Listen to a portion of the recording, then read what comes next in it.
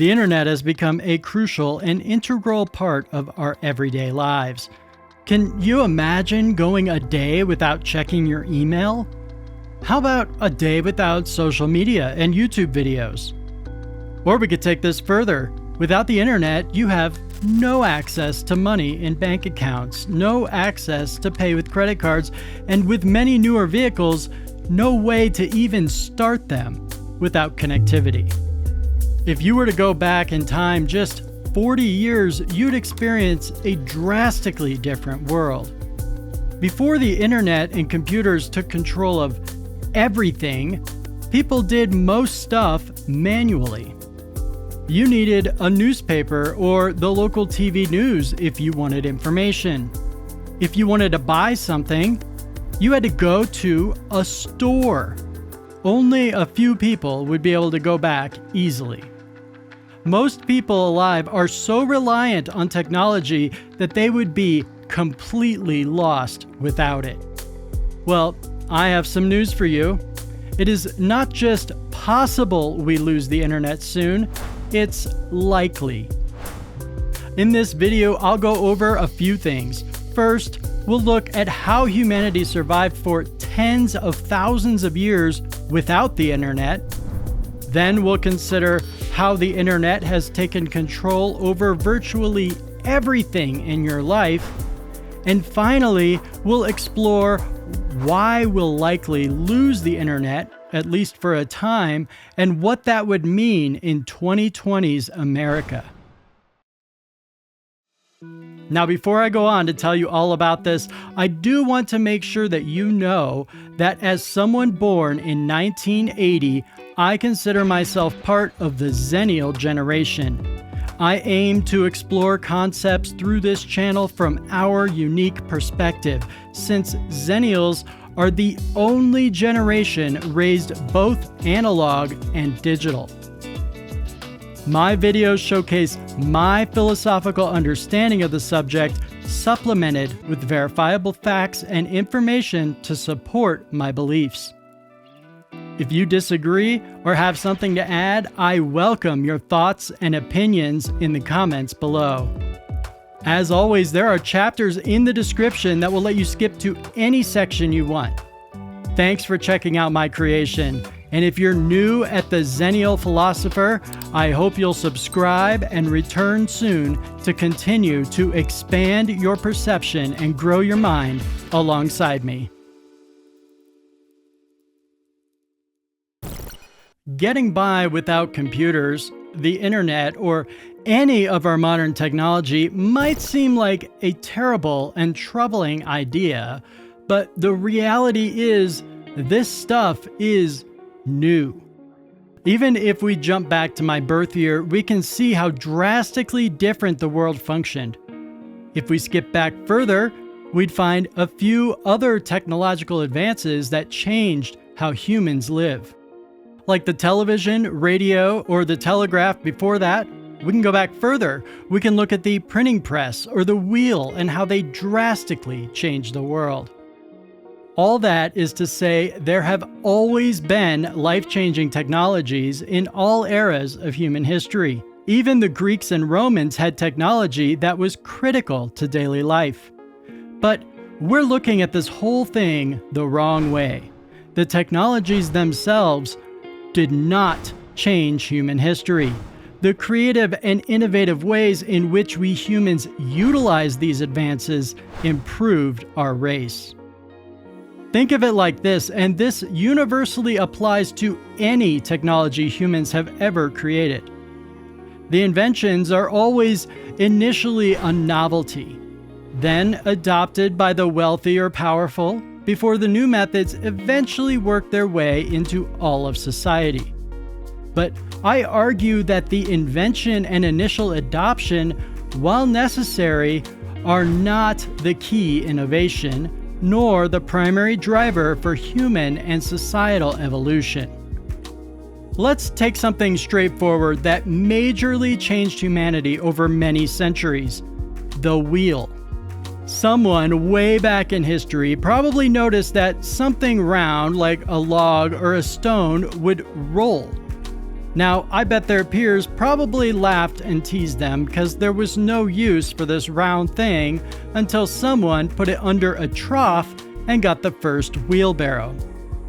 The most forward-thinking and those with the most resources could adopt this new wheel and move more things than others could, growing their influence.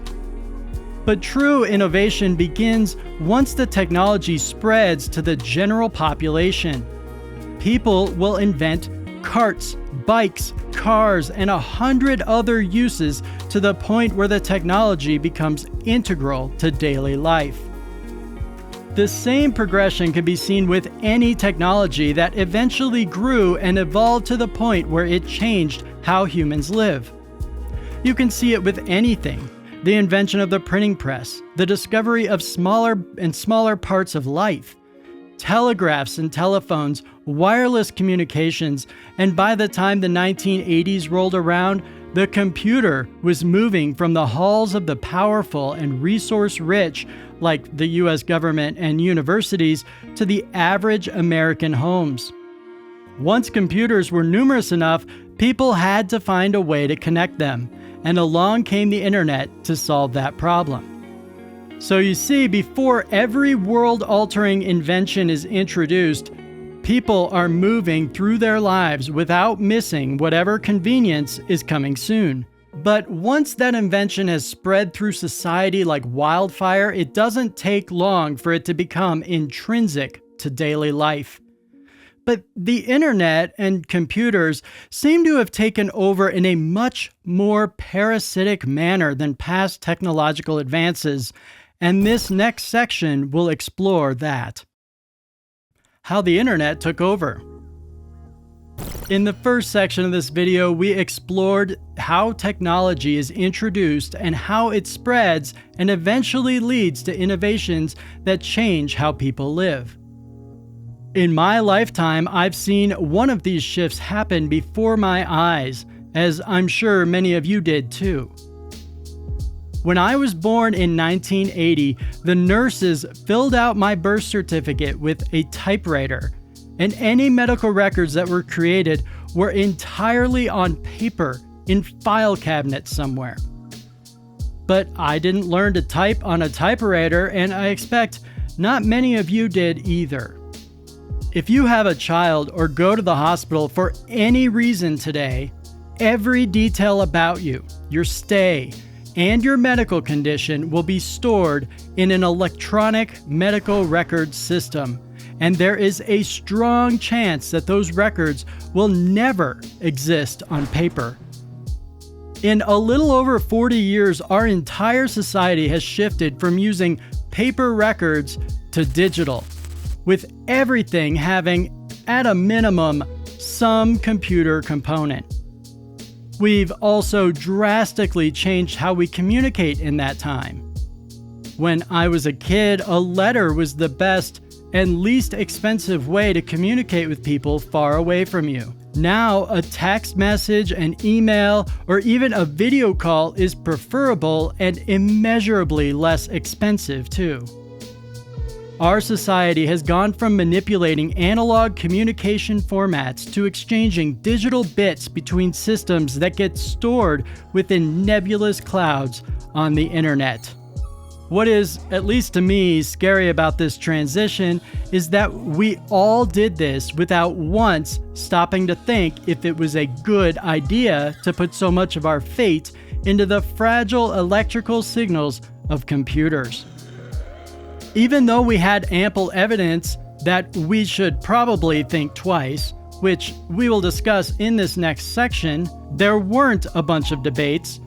Congress and the government had little to do with regulation or control, and generally technology has been left to its own devices for several decades.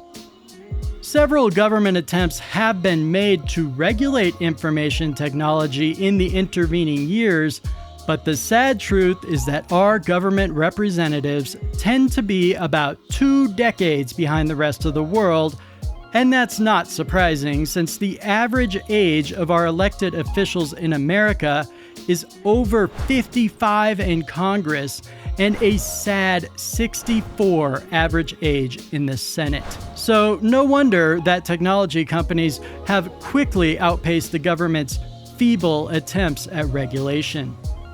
We are in the early 2020s, and internet-connected computers control everything we do. Our cars have them, our homes are full, and we carry one in our pockets daily.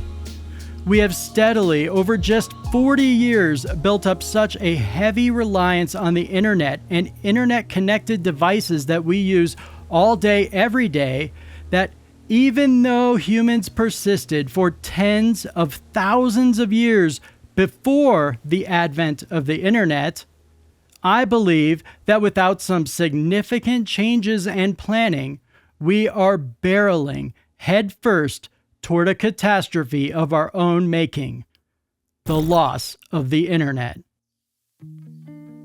We've now looked into how innovations have happened throughout human history and how the invention of computers and the internet have accelerated progress to breakneck speeds.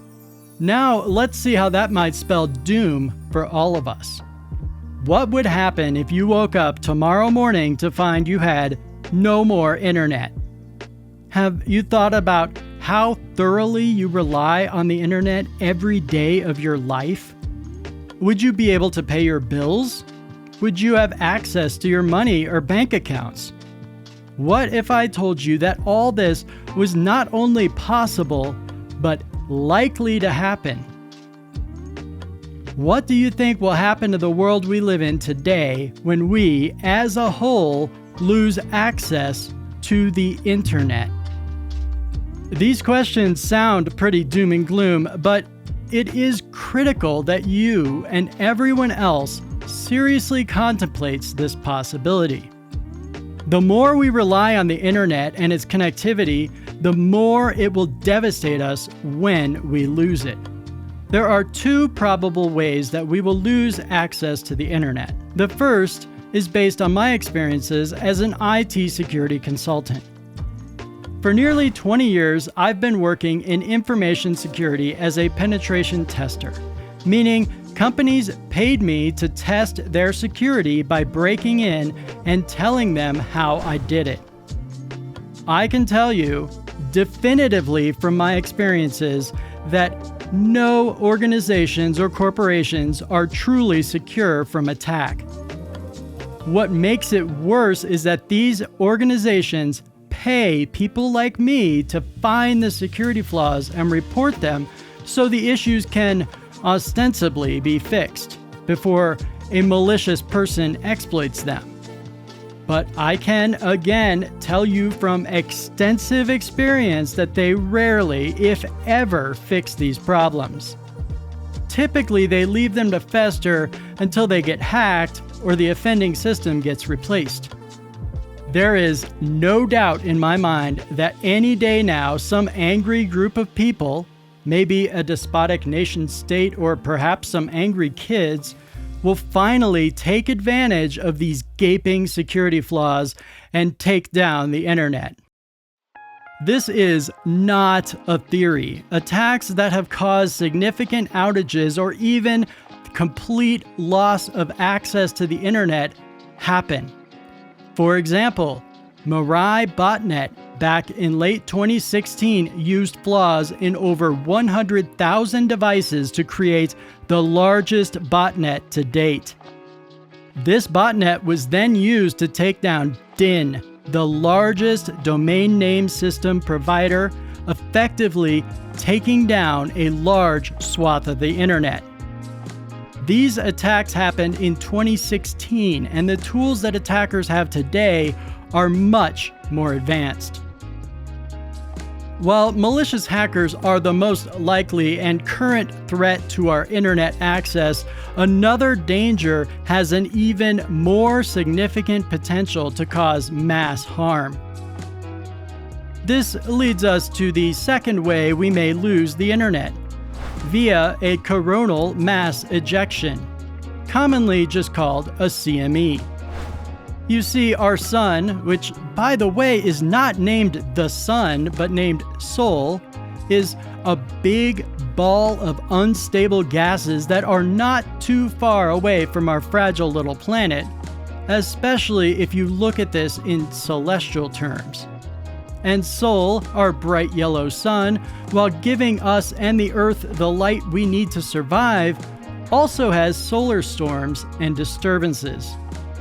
Fortunately for all of us citizens of Earth, these CMEs and solar flares don't generally do much other than cause some static on wireless communications and generate pretty lights in the far northern reaches of the globe. But CMEs have the potential to do much more harm than they have in the past. A significant CME event has to happen at the perfect time to affect us too badly. For example, if the ejection occurs on the side of the sun facing away from Earth, it will just miss us. Alternatively, we could see our yellow stars full force if a CME occurs on the Earth-facing side, especially while closer to Sol in our parabolic orbit. CMEs and plasma storms in general are not rare.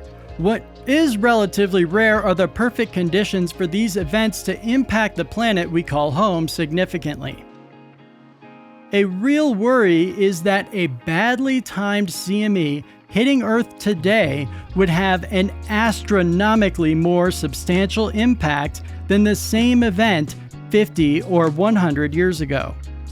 You see, 50 years ago, a massive CME hitting the planet would have taken out a handful of satellites and caused issues with phone, television, and radio transmissions. That would have worried many people and damaged communications, but it wouldn't have brought much of the world to a screeching halt. Now imagine the same thing happening today. All smartphones, computers, TVs, satellites, most cars, and anything else with a circuit board would cease functioning in case of a major CME. We'd instantly lose the internet and phone service. Our phones and computers would be ruined, and the world could quite possibly descend into chaos. It's not hard to imagine the massive impact such a loss would have on today's society. Now, some steps can be taken to protect against a CME and against hackers attacking. And since I just spent the last several minutes scaring you, which was not my direct intention, just the nature of this subject, let's move on to the conclusion and look into some of the ways that you can be better prepared. Conclusion. We looked at how inventions lead the population to make new advances in how life is lived. We also examined how computers and the internet have taken over almost every aspect of life. Finally, just before this section, we looked at how the internet is vulnerable to multiple threats that could cause it to go down completely. I didn't get into precisely why the internet is a risk while so many other innovations don't pose the same existential threat to society. The internet is a more considerable risk partly because of the threats I outlined in the last section, but also partly because most other world-changing technologies like writing and the wheel aren't as ephemeral. A potent electrical storm won't somehow remove all the wheels or printing presses from the world, but it could kill all the computers. You can take steps to protect yourself, your loved ones, and your electronics. For example, pay attention to NOAA alerts, and if they warn of an impending CME, the most recent being in April of 2023, then shut down your devices until the danger has passed. With the alert of an impending CME, you will want to have some analog entertainment and probably some paper money just in case. Now, I'm not saying you need to be a prepper, just have some books on paper or movies or TV on DVD or some other kind of physical media. Something analog to keep you entertained. When you do hear a CME is coming, shut down and unplug anything electric or electronic. Realistically, that is the only active step you as a simple citizen can take. You can only protect what you control. Now, for the big tech corporations that run the systems that keep the internet going, they will likely need to take more drastic measures that include shutting down the servers. And in doing so, the internet would be lost for hours instead of days or longer. But they would also lose money during those hours, so I wouldn't hold my breath on that being a solution. While the loss of the internet would be devastating in the short term, the chances are relatively low that a CME is so severe that we'd be unable to recover eventually. If you'd like to take proactive action, convince our lawmakers to insist that at a minimum our critical infrastructure be protected and insulated from such an event. Regardless of whether you do anything to prepare or just cross your fingers and hope that we don't suffer any direct hit CMEs, you should be taking steps to protect yourself and your data from malicious attackers. Most of this can be avoided by simply using common sense. For example, keep your system up to date. Question everything you see online. And if something seems too good to be true, it's most definitely a scam. Beyond this, all you can do is maintain a connection to the natural and analog world so that when our society is cut off from the all-consuming internet and its electronic denizens, you won't be cut adrift with no clue how to keep on living. So go for a hike, a bike ride, or sit outside and get some fresh air while you read a paper book. Because the only way we can weather the loss of our precious internet is to prepare to do what people have always done. Keep going. What did you think about these concepts? Do you plan to learn more from the resources below? Check out the references and links to related videos and articles in the description to learn more about the topics of this video. If you still need to subscribe to the channel, remember so that you'll get all the new videos to expand your mind and grow your perception.